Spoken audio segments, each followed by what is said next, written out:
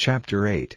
And the men of Ephraim said unto him, Why hast thou served us thus, that thou calledst us not, when thou wentest to fight with the Midianites? And they did chide with him sharply. And he said unto them, What have I done now in comparison of you?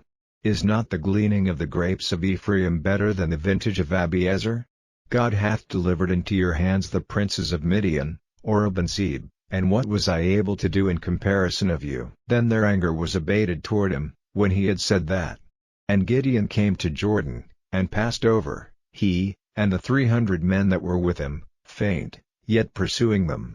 And he said unto the men of Succoth, Give, I pray you, loaves of bread unto the people that follow me, for they be faint, and I am pursuing after Zebah and Zalmunna, kings of Midian. And the princes of Succoth said, Are the hands of Zebah and Zalmunna now in thine hand, that we should give bread unto thine army? And Gideon said, Therefore when the Lord hath delivered Zebah and Zalmunna into mine hand, then I will tear your flesh with the thorns of the wilderness and with briars. And he went up thence to Penuel, and spake unto them likewise, and the men of Penuel answered him as the men of Succoth had answered him. And he spake also unto the men of Penuel, saying, When I come again in peace, I will break down this tower. Now Zebah and Zalmunna were in Karkor, and their hosts with them, about 15,000 men, all that were left of all the hosts of the children of the east, for there fell 120,000 men that drew sword. And Gideon went up by the way of them that dwelt in tents on the east of Nobah and Jogbeah, and smote the host, for the host was secure. And when Zebah and Zalmunna fled, he pursued after them, and took the 2 kings of Midian, Zebah and Zalmunna, and discomfited all the host. And Gideon the son of Joash returned from battle before the sun was up, and caught a young man of the men of Succoth, and inquired of him, and he described unto him the princes of Succoth, and the elders thereof, even 17 men. And he came unto the men of Succoth, and said, Behold Zebah and Zalmunna, with whom ye did upbraid me, saying, Are the hands of Zebah and Zalmunna now in thine hand, that we should give bread unto thy men that are weary? And he took the elders of the city, and thorns of the wilderness and briars, and with them he taught the men of Succoth, and he beat down the tower of Penuel, and slew the men of the city. Then said he unto Zebah and Zalmunna, What manner of men were they whom ye slew at Tabor?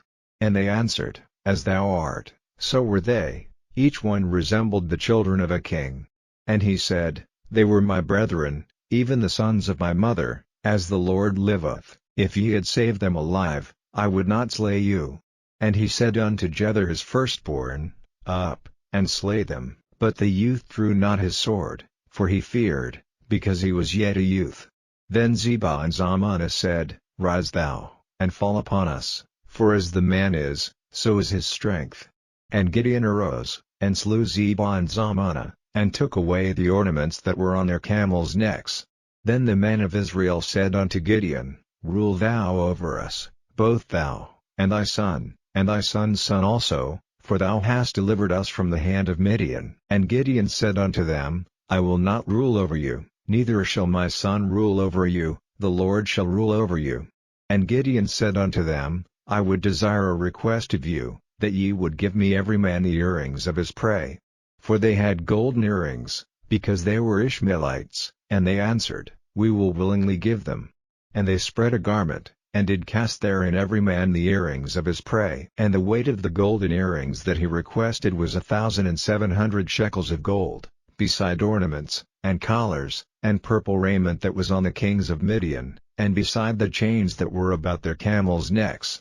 And Gideon made an ephod thereof, and put it in his city, even in Ophrah, and all Israel went thither a-whoring after it, which thing became a snare unto Gideon, and to his house.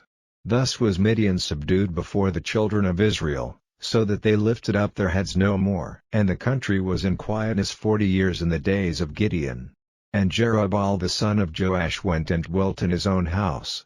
And Gideon had 70 sons of his body begotten, for he had many wives.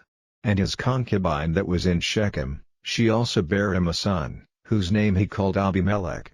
And Gideon the son of Joash died in a good old age, and was buried in the sepulchre of Joash his father, in Ophrah of the Abiezrites. And it came to pass, as soon as Gideon was dead, that the children of Israel turned again, and went a-whoring after Baalim, and made Baal-berith their god. And the children of Israel remembered not the Lord their God, who had delivered them out of the hands of all their enemies on every side, neither showed they kindness to the house of Jerubbaal, namely, Gideon, according to all the goodness which he had showed unto Israel.